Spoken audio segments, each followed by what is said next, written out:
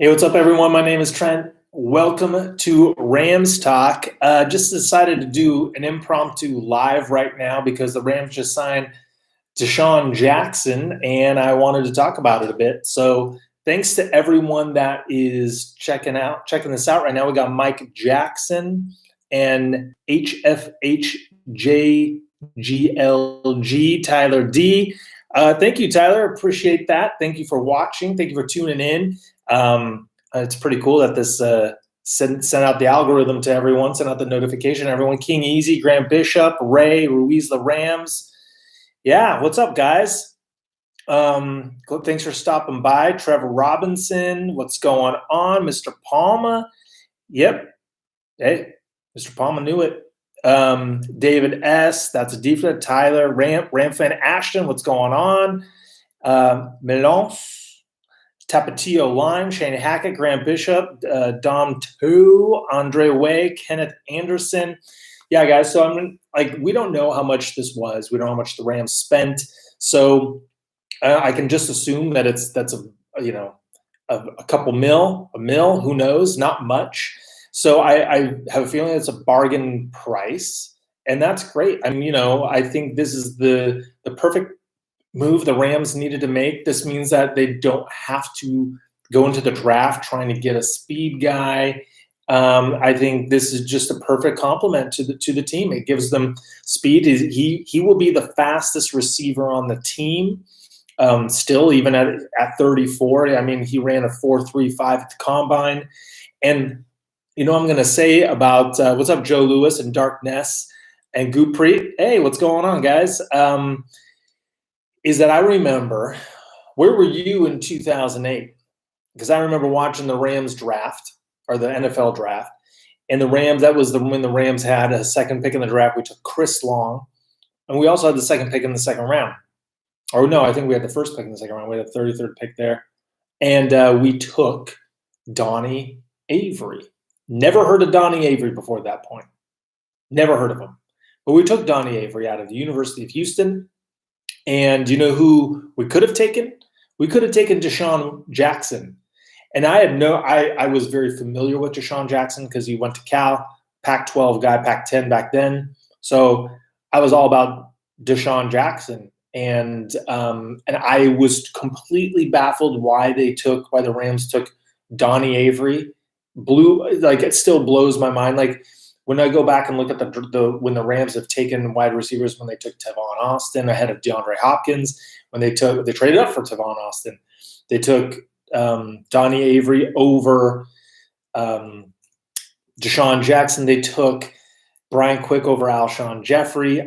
They took guys that we had never really heard of. Tavon Austin, maybe, but Donnie Avery, Brian Quick, these guys we never even heard of, over like blue chip college stars like Alshon Jeffrey, like DeSean Jackson. And DeSean Jackson went on to have an amazing career. He's still playing. And when I spoke about Michael Brockers the other day, about what makes Michael Brockers different from a lot of players in the league, is that he's a survivor. He was drafted 10 years ago. He's still playing. Look at DeSean Jackson. You go through that list in 2008 of all the guys that were drafted ahead of DeSean Jackson, not many of them are still playing. Like, that's Darren McFadden, Matt Forte.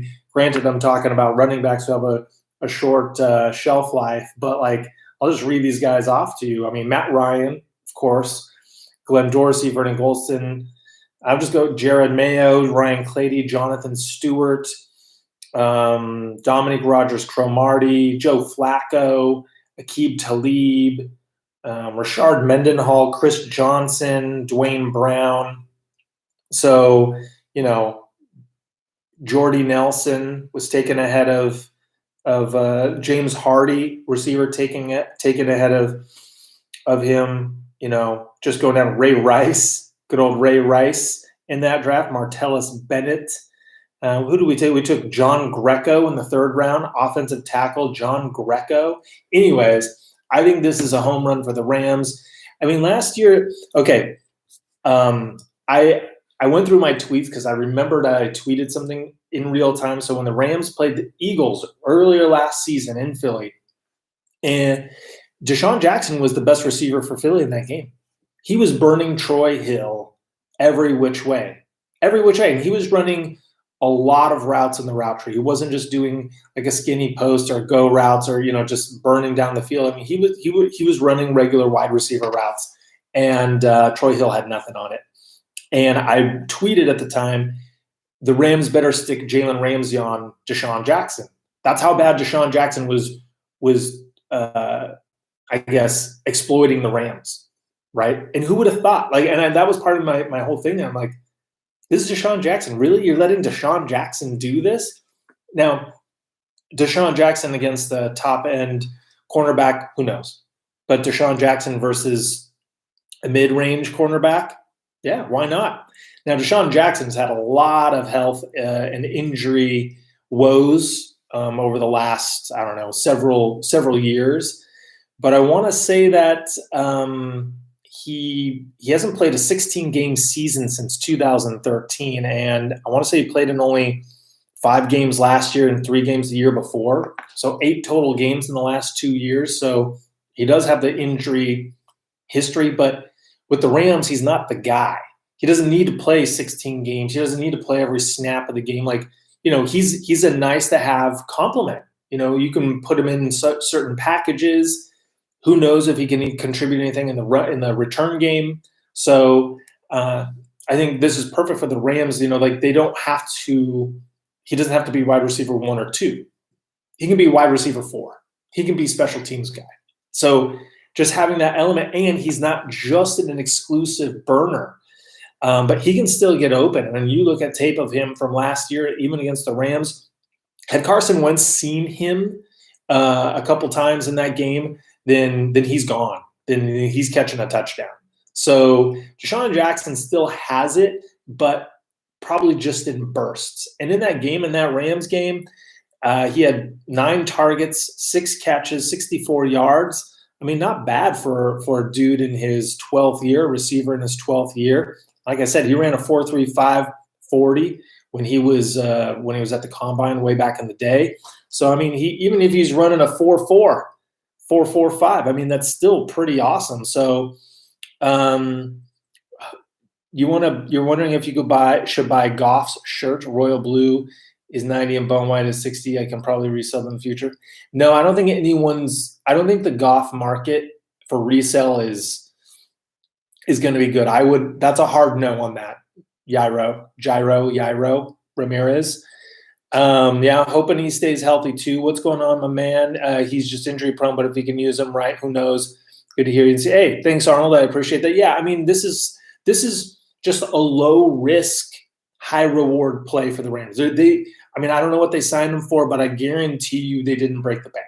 So, he played with McVay for a couple of years on Washington Redskins, so there's a familiarity there. He's from Long Beach. He's an LA guy. He's stoked. He's stoked to come back. So, I mean, I think this is just a good deal. I think depending on how this fits into, like, if it comes out like Rams dropped $8 million on him, I'll be like, what the heck? But I doubt that. I mean, if John Ross, what did John Ross sign for? Like $2.5 million. How much did Marvin Jones sign for? So, how is he compared to the John Ross signing? I feel like this is DeSean Jackson's pretty much his last stop in the NFL, really. Like, if it doesn't pan out, if he's injured this year, then I don't think a lot of teams are in the DeSean Jackson race. So, this is a very team-friendly deal, I'm assuming. And that's how you get it done. And they have a random piece of hair just sticking out there. Jairo, don't get the Goff.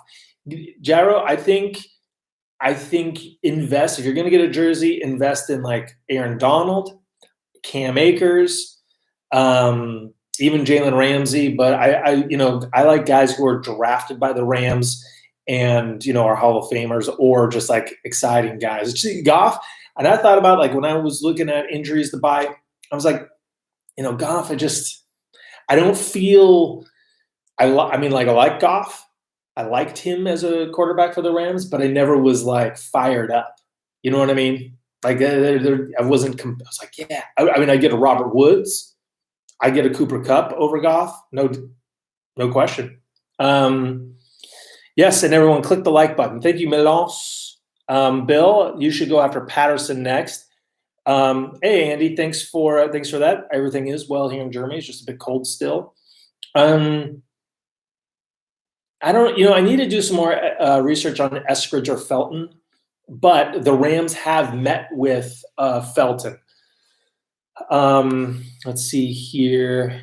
I mean, Patterson would be great, but I just don't know how much money the Rams have. And also, I was thinking about this the other day since the last live stream about special teams and Cordarrelle Patterson, who I really like and really think the Rams should get because he's a vet and he was one of the best special teams guys. But I mean, I think the Rams are really going to focus on developing guys that they have, and I wouldn't be surprised to see the return duties really go between Calais and DeSean Jackson now. Calais has top-end speed, and he did returns in college. He was drafted. He was actually drafted. He's not an undrafted free agent. He was actually drafted by Tampa Bay last year. So, I think if they can lean on Calais for the little amount of money they're paying him, or Jackson, since, they're paying him a little bit amount of money too. So I don't know if they're really going to go out and spend on more special teams guys. And speaking of Eskridge and Felton, so once the free agency period is done and really kind of behind us, then we can really turn our attention to the draft because it's still hard to tell who they'll go for based on who they sign. They could still sign Justin Houston. They could still sign Austin Blythe. I mean, who knows really where they're going to go with these bargain free agents that are still left. But one thing when it comes to who the Rams draft, the criteria I look at are did the Rams interview this person, and did this person play in the Senior Bowl? So if a player played in the Senior Bowl and the Rams talked to them, and it's all virtual right now, then that's a higher percentage that the Rams are going to draft that person. It's kind of been their formula. Rarely do teams draft someone that they never had a conversation with. The hard part is tracking down all those conversations and seeing really who the Rams have spoken to. So right now I have a list. So far I have a list. It's Demetric Felton. The Rams have met with him virtually. Chauncey Golston, a defensive end from Iowa, who I think would really fit into their scheme. So I think that's a guy that the Rams could take. Thomas Graham, junior cornerback out of Oregon. Darren Hall, a safety from San Diego State. Quinn Meinertz, the offensive guard from Wisconsin Whitewater. I think he can play center as well. Asante Samuel Jr., cornerback from Florida State. He'll most likely be gone before they pick. And Amir Smith Marset, a wide receiver from Iowa. So I think any one of those guys, if they're available when the Rams pick at 57 or 88 or 103, and there will be more. They will interview more guys. But so anyways, in terms of the draft, that's where that is. A couple other pieces of news and information. I think we all really like the DeSean. I don't know if anyone here is against the DeSean Jackson signing. I think we all realize it's a minimum salary for potential some explosive plays. I want to say his career average yards per reception is like 17 yards per reception, where Woods and Kupp are around the 12 yards per reception. So that's a huge jump, 5 yards. And he can still get separation. I saw it on some tape from last year. So it can still happen. So it's not like he's just a shell of himself. Let's see here. Do you believe we need a new center?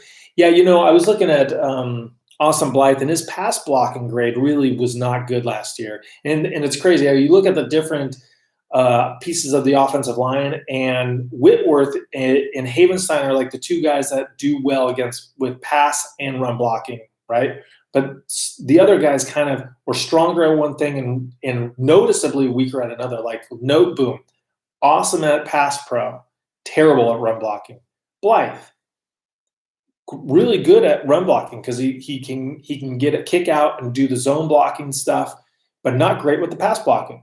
So I think either if you're the Rams, you roll with Blythe again, that maybe that's something he works on, or you find someone who has better balance between the run and the pass blocking at center. And whether that's moving Austin Corbett inside the center from guard, and then you can plug someone else in a guard, whether it's Edmonds or Edwards or whoever. And then there's like Coleman Shelton, but I don't know if we're really going to roll with Coleman Shelton. But anyways, I think center still is TBD, and I think that they're still waiting for the market to settle on that. If they were really sold on Austin Blythe, I think they'd bring him back. So I think they're just waiting for maybe some prices to go down. I mean, maybe they kick Corbett inside the center and sign Larry Warford. I mean, who knows what they're going to do right there. Still very interesting what's going on with the center, but I feel like center is the last real piece from free agency. They, depending on how much money they have left, there might be some other guys too, but I think center is really, no secret there. Center really is the last spot. And what do I think about Matthew Stafford? Arthur Leal, come on. Major upgrade. I'm really excited for Stafford. I think, people who give the Rams like low free agency scores because they lost a lot of guys, and they re-signed Leonard Floyd, they signed DeSean Jackson, re-signed Johnny Munt. But I put Matt Stafford in there too, Matthew Stafford in there. Matthew Stafford is a huge get. That's a huge get. Granted, we gave up draft capital, but the team is at the most important position on the team. We have a significant upgrade, and you cannot discount this. And someone said, when McVay said something about like Matt Stafford has a real good sense of the game, or like he makes sense of the game, like it comes to him, like he gets it. Like Matthew Stafford can go into the huddle, get the line up behind center, look out, diagnose the defense, and understand what's going on, like having that ownership. I don't feel Goff ever really had that. Like sometimes he did, but McVay's not going to be in Goff's ear, or McVay's going to be in Stafford's ear as much as he was with Goff. Like McVay really had to like kind of lead Goff along, I feel. Whereas when you watch the Rams play the Packers in the playoff game, Aaron Rodgers like owned it.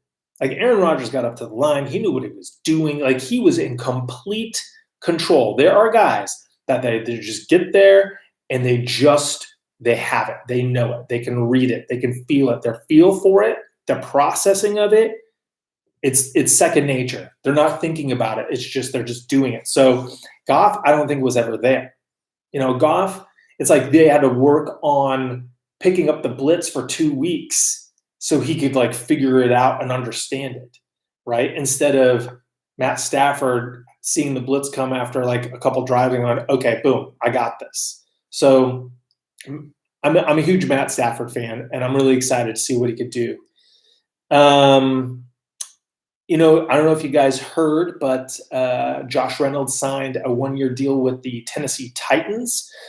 So I don't think that we have already maxed out on comp picks. We can get back at 4, so we're not going to get a comp pick anyways. But Josh Reynolds is officially gone. And, while Josh Reynolds was never a Pro Bowl guy, he did serve a purpose. He did play well in different parts. He was a good fourth receiver.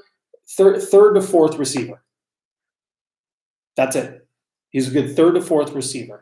He did well. I wish him nothing but the best. Josh Reynolds was a good dude, and it's everyone from that draft class, Josh Reynolds, and even Gerald Everett and Samson Ebukam. They're leaving. You got to make a serious impact, and it's not like they're bad players. It's just we have better at that position now. Should we get a corner like Brian Poole or Adoree Jackson? Now that's a good question, because to me, I keep thinking about what the Rams really need. Like what do they really need based on like their depth on the practice squad, guys maybe on the active roster last year that didn't get a lot of reps. So are we rolling with David Long as our slot corners? Terrell Burgess going to play there? I think our third, I think cornerback or secondary depth for me is a big concern. We lost Troy Hill. We lost John Johnson. Yes, we have guys we can plug in there, but it's not a guarantee. So we need to draft depth in the secondary. That's a big priority for me. And you get these defensive backs that can also kind of play inside linebacker, And so I think that's also why you do that. But what if David Long goes down? Or what if Darius Williams gets injured? Who's our nickel back? I hear NRC, Nickel Roby-Coleman, is a free agent. Maybe we sign Nickel Roby-Coleman. Just like, why not? He played well in the system before. But I think defensive line, actually, we lost two players, two key cogs in our defensive line. So I think offensive line, I think this year, if we sign Blythe, our offensive line is good. I think we're set on our offensive line if we retain Blythe. Like, we would be drafting a guy for the future if we draft him this year. We're not drafting him for this year.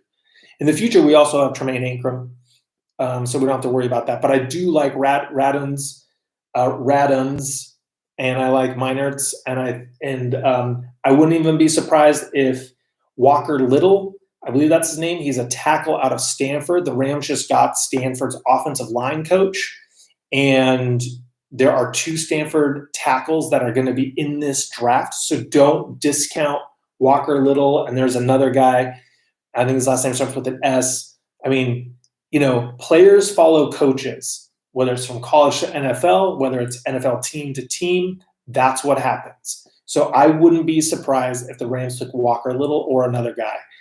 Let's flag this part of the tape right here. We're going to go back to it when that happens. But offensive line, we're not drafting for a need this year unless we don't retain Austin Blythe and don't sign a center, right? Even if we draft a center, yeah, slot God, I hear you. I love. Hey, NRC always, especially after that Saints game, always right there. But offensive line, I don't think is a pure need right now. But I'm thinking you're drafting for when Whitworth is gone. No Boom's a free agent. Brian Allen's a free agent. I'm not really sold on Brian Allen, so that's no big deal. So we're potentially going to be down 2 or 3 offensive linemen going into 2022. But I feel like defensive line, edge, secondary, we lost 4 starters on defense. Right? Now we have depth to fill those gaps in, but what about the depth behind them? Like, I think we just need to create more depth. And that's the test of any team. I mean, the Rams stuff, Whitworth was out. Not John Johnson. Jordan Fuller was out. Taylor Rapp was out. So, we need depth. Now, one thing I'm going to – what's up, Danto? Hello, greetings from Germany. I have a question for the chat. From which media source did you get that best and fastest infos about the NFL and the Rams? I don't know what they're talking about, but please answer, Dominic. You want an interior pass rusher to help out AD. Look what happened when we had Suh. Yeah, Suh, I think, Suh didn't really play all that well until the playoffs hit. When the playoffs hit, Ndamukong Suh was like lights out. But I think Sebastian Joseph Day, Greg Gaines, I think those guys will play pretty well. But I think drafting a lineman would really be and A'Shawn Robinson. A'Shawn Robinson really played like a full 5 or 6 games last year. Even when he came back, he wasn't playing a majority of snaps. And also, what the key to the Rams defensive line last year was having depth. They were rotating guys in, keeping guys fresh. AD was getting rotated in. Brockers, Joseph Day, Gaines, Robinson, Fox, those guys are rotating in and out and getting a lot of good, keep staying fresh. But I think that one thing I want to bring up, and this will be for another episode, like a full episode, but this is major news. And it's so swept under the rug. I think a lot of people don't care, but it just was announced that the NFL just struck $100 billion with a B TV deal with the CBS and Fox and ESPN and Amazon. I'm missing another thing out there. But anyways, $100 billion plus TV deal that takes effect from 2023 to 2033, 10-year deal. And just like what happened in NBA like 5 or 6 years ago, when that happens, when a new deal comes in and the new money is there, the salary cap blows up. Do you know how much it blew up with the NBA?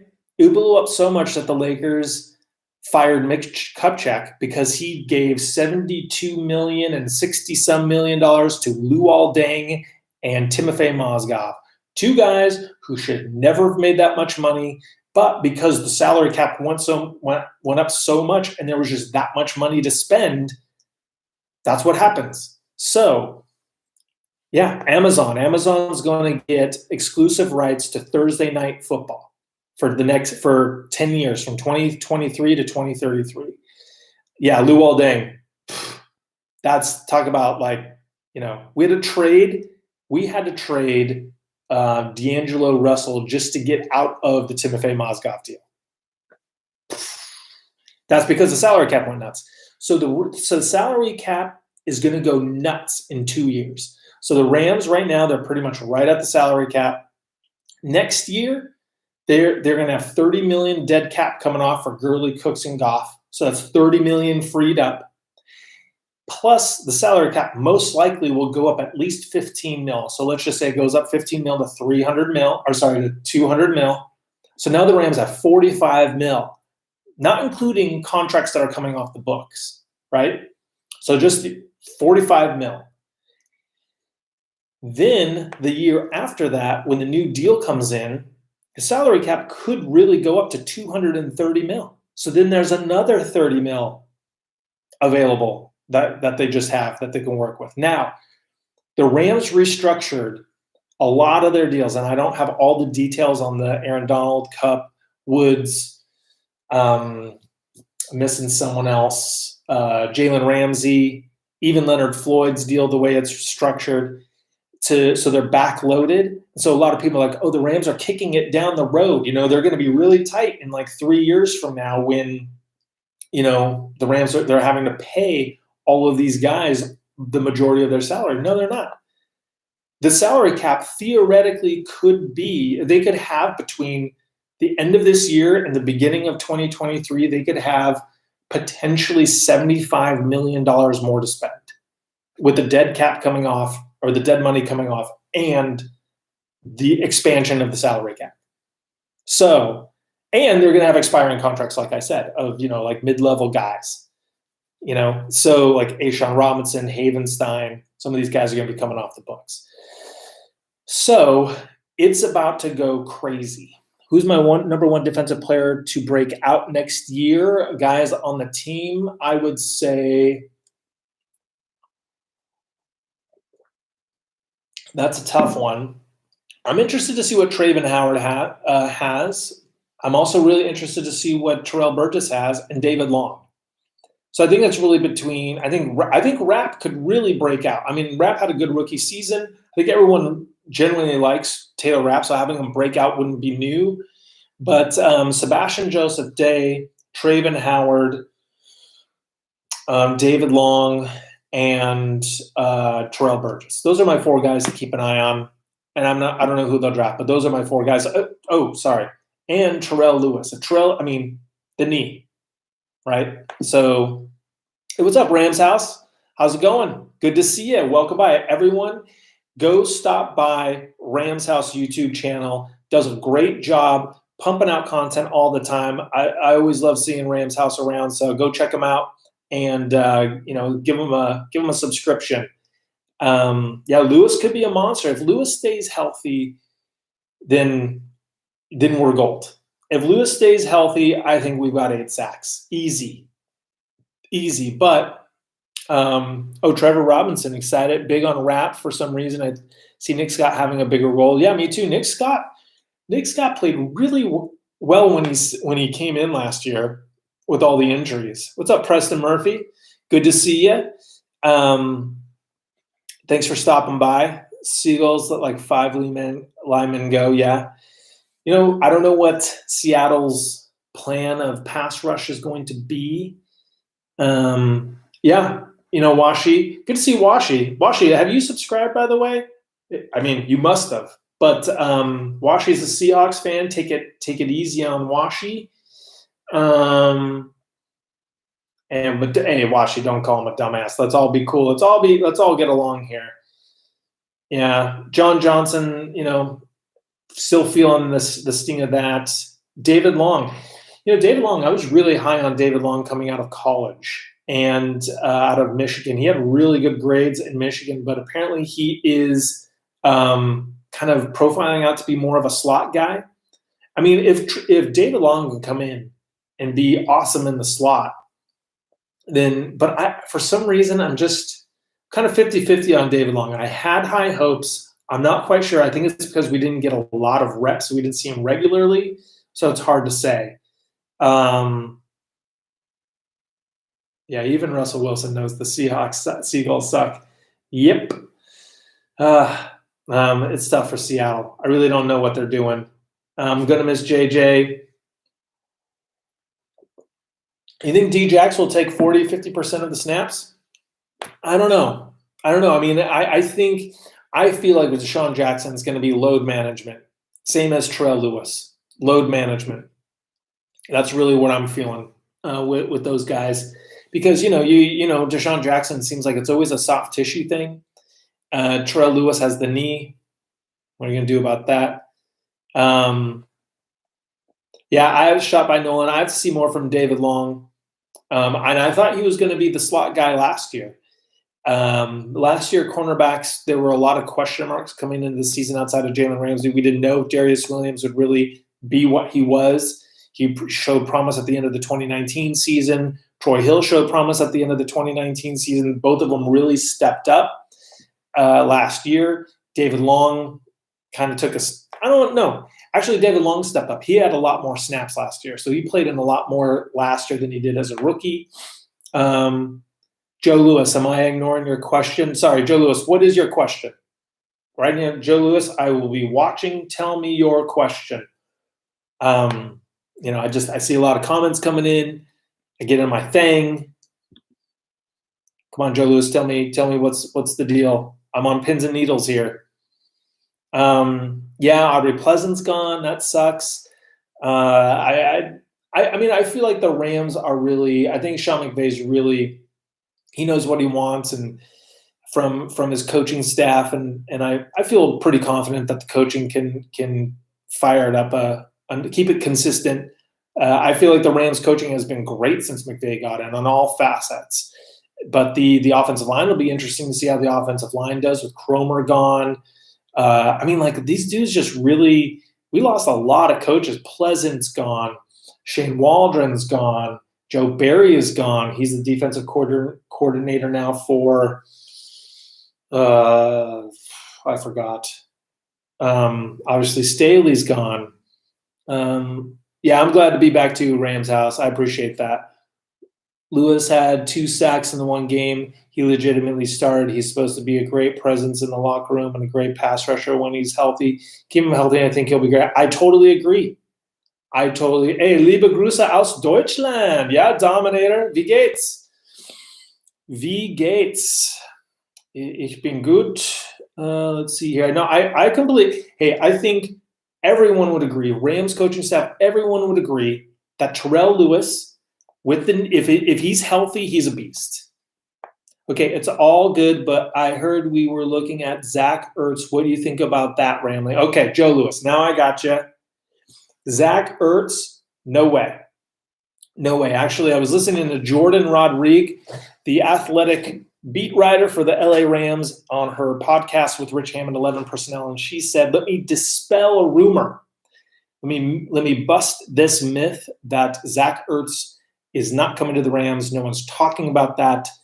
And I believe that to be true. I believe that the Rams like what they have with what I don't know why we would get Zach Ertz when we have Higbee and we have Bryson Hopkins. I think it's like when people are talking about we want Kenny Golladay and all these things. It's like, are we bringing in a number 1 receiver to a team that has 2 number 1 receivers, or like 1A, 1B, and then you have Van Jefferson? So I think, just with the money and the personnel, I think the Rams have what they need. I think they're set at tight end. Now, if Higbee was gone, then I'd say, yeah, like then Zach Ertz makes sense. But also Zach Ertz is he's been injury prone recently. I have him in my a dynasty fantasy league, and he's been killing me. So I can say, based on what Jordan Rodriguez said, that no, Zach Ertz not on the Rams. The Rams are not pursuing him. Let's see. How's it going? Hey, what's up, Richard? It's going well. You think DeSean is the best we can afford to slot in and let Reynolds go? Yeah. And I think that they're signing DeSean Jackson to be what Van Jefferson was last year in the sense of the usage and the role. So Van Jefferson would be the 3, and DeSean would be the 4, and maybe like a little bit of interchange between the two. But I think it's all about personnel groupings. It just, having that speed threat really helps Sean McVay kind of do whatever he wants. He can have all kinds of packages and all kinds of personnel groupings. Marvin Jones, he had a great chemistry with Stafford. No, I think he did too. But it's at the same time, it's kind of like, what do you – there's only one football to go around. I mean, I feel like the Rams do have a lot of weapons. With if Woods and Kupp both get 1,000 yards, Jefferson gets 800 yards, Higbee, Bryson Hopkins get 400 yards each. I mean, there's only so much. The running backs will catch a lot more than they did with Goff. This draft could really set us up to make a deep playoff run, get a lineman or two, get a stud linebacker, and perhaps a corner. We should really be contenders. Hey, Joe Lewis, you got it. Yeah, I think, it's just crazy because one thing I'm trying to do is I'm just trying to look past 2021. I'm trying to look at 2022, 2023, because every team, let's just take the Rams, for example. They see the increase in the salary cap. They see the dead money coming off the books. They look at their own contracts, which ones are coming off the books, at which positions. And they're projecting other teams' free agencies, other free agents, other teams' guys that can be cut. And they're projecting, okay, we can hold tight on offensive line this year because next year there are the XYZ free agents coming along. Or we project the draft class to be really, really awesome at this one position. So it's the free agency period tells us what the Rams tell half the story. And that is, who do they value more than others, and which positions are, I guess, deeper than others. So this told us that they were deep at secondary, they were deep at defensive line, deeper, but they were set at they were set at secondary and defensive line, but they needed help at edge. That's why they re-signed Leonard Williams. Then they thought, we could use it. We need a speed guy. We get one in. Now the draft is going to be like that times a million. So what the Rams have 5 or 6 picks. Let me see here. So we have the 57th. We have the 88th, the 103rd, 141, 209, 252. So we have 6 draft picks. I think if 3 or 4 of them turn out to be really good players, that's solid. I mean, look at last year. Look at the Rams draft last year. Look how good that was. You get Cam Akers, franchise running back. You get Van Jefferson. Dude could be a number 2 wide receiver in the league, in a couple of years. You get Terrell Lewis, who could be a beast on the edge. You get Terrell Burgess, who was playing really well, probably one of our best special teams players before he got injured. In that game he got injured, he was having a really good game. I think that might have been against the Giants. I'm not sure. You get Jordan Fuller, who was a starter, a 6th-round pick who was a starter. Bryson Hopkins didn't really play, and Tremaine Ankrum is a guy that projects to be potentially a starter down the road. And then we got Clay Johnston, who we released in camp. So out of that draft, we got 1, 2, 3, 4, 5 guys who were playing significant snaps last year. 5 guys. Van Jefferson and Cam Akers scored touchdowns in the playoffs, right?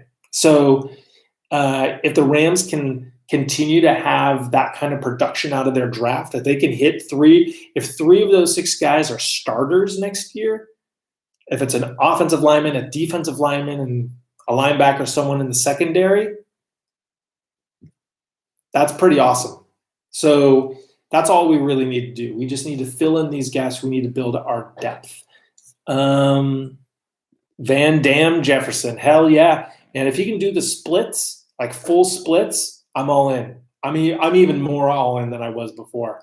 Ram Van Ashen, oh no, Trent, you forgot the best pick of them. Sloman. Man, that was a bad dream. Ashton, that was a bad dream, man. Seriously. Oh.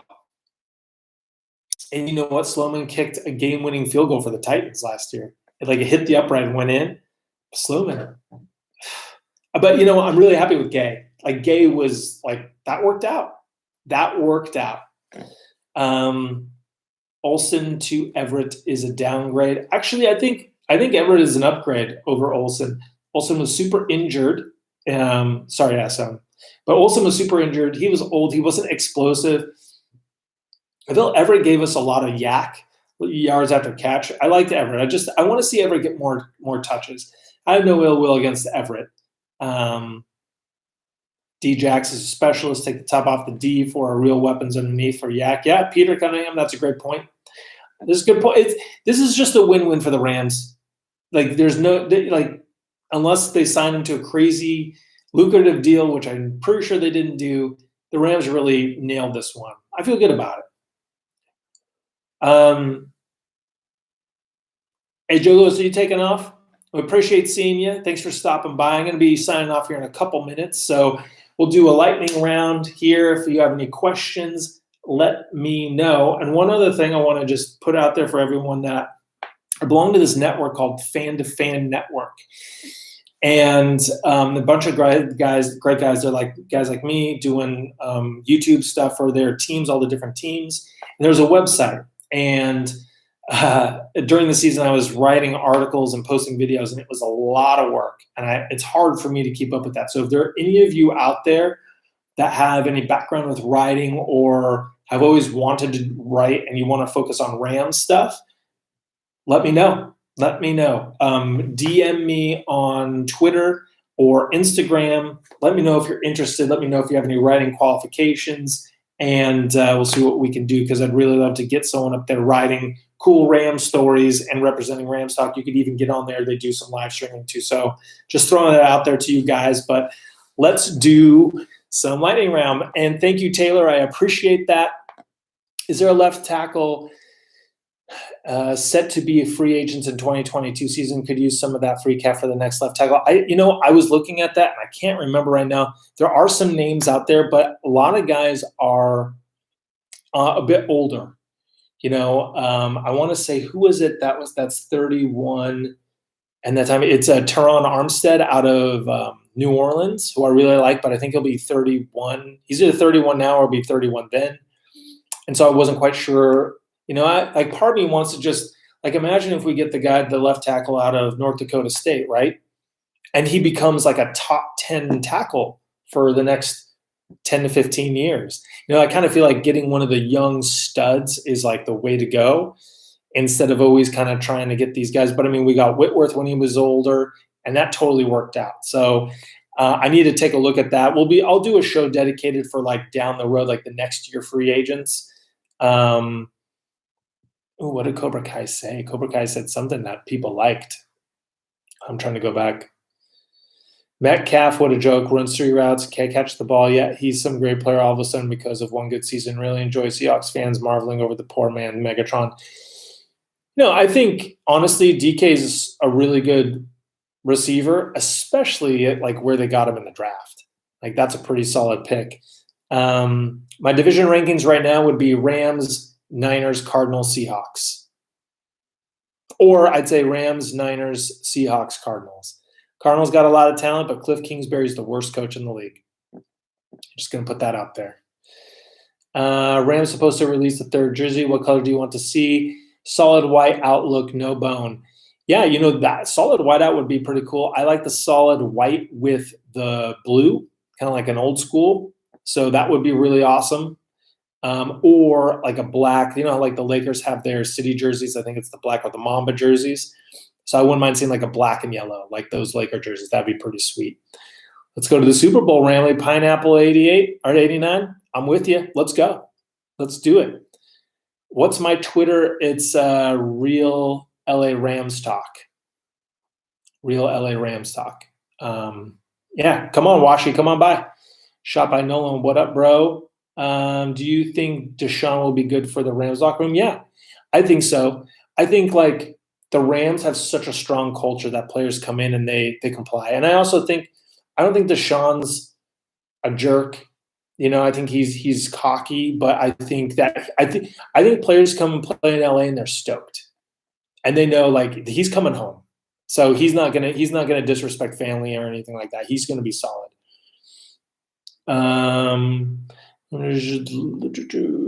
And I just wanted to tell you that, but yes, in a little bit. Okay, well, I appreciate that, Joe. It was good seeing you. I got 1 minute left. I'm going to go rapid fire. Linebacker or lineman in the draft? Lineman.